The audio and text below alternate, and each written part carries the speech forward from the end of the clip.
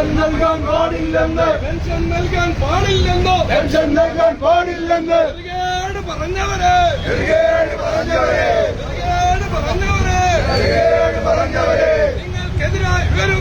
നിങ്ങൾക്കെതിരായി ഉയരുന്നു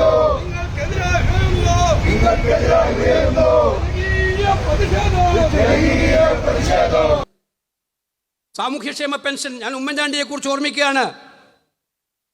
കേരളത്തിലെ ഒരു മനുഷ്യനും മറക്കാൻ കഴിയില്ല. അദ്ദേഹത്തിൻ്റെ കാലത്ത് 2-3 പെൻഷൻ കിട്ടുന്നവരുണ്ട് എന്ന് പറഞ്ഞിട്ട് ആ പാവങ്ങൾ 1000 രൂപ 500 രൂപയൊക്കെ വാങ്ങിച്ചുകൊണ്ടിരിക്കുന്ന 2-3 പെൻഷൻ, ആ 2-3 പെൻഷൻ വാങ്ങിക്കുന്നുണ്ടെന്ന് പറഞ്ഞിട്ട് അതെല്ലാം കൂടെ ഏകീകരിക്കാൻ വേണ്ടിയിട്ടാണ് ഒറ്റ പെൻഷനാക്കി മാറ്റിയത്. ആ പെൻഷൻ്റെ സ്ഥിതി നമുക്കെല്ലാവർക്കും. തിരഞ്ഞെടുപ്പ് കാലത്ത് വോട്ട് വാങ്ങിക്കാൻ വേണ്ടി ഉപയോഗിക്കുന്ന കൈക്കൂലിയാക്കിയിട്ടാണ് ശ്രീ പിണറായി വിജയൻ്റെ സർക്കാർ ഇപ്പോൾ പെൻഷൻ ഇലക്ഷൻ കാലത്ത് 2 ഗഡു, ഇപ്പം വരുമായിരിക്കും ചിലപ്പോൾ എവിടെയെങ്കിലും പറയൂ 2 ഗഡു 1 ഗഡു. KC വേണുഗോപാൽ പറഞ്ഞത് പ്രേക്ഷകർ കേട്ടു.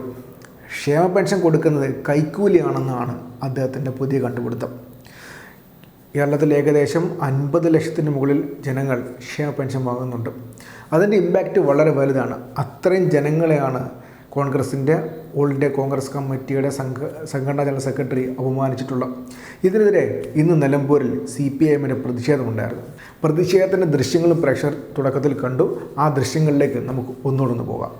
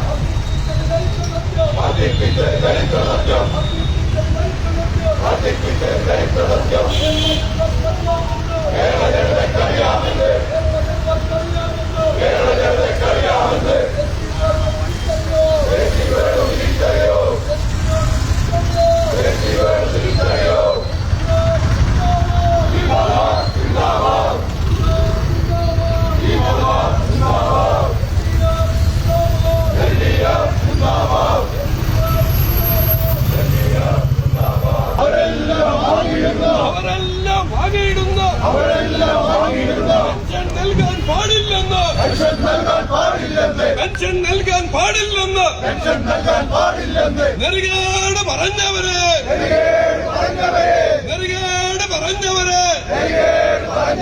കോൺഗ്രസിന്റെ നേതൃത്വം UDF നേതൃത്വം നിങ്ങൾക്കെതിരായി ഉയരുന്നു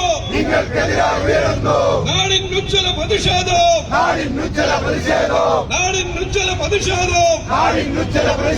പെൻഷൻ ഞങ്ങളുടെ അവകാശം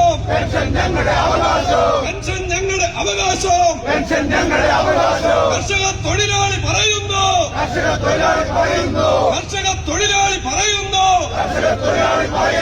പെൻഷൻ ഞങ്ങളുടെ അവകാശം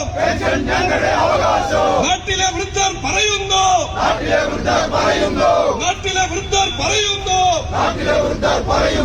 പെൻഷൻ ഞങ്ങളുടെ അവകാശം നാട്ടിലെ വിധവകൾ പറയുന്നു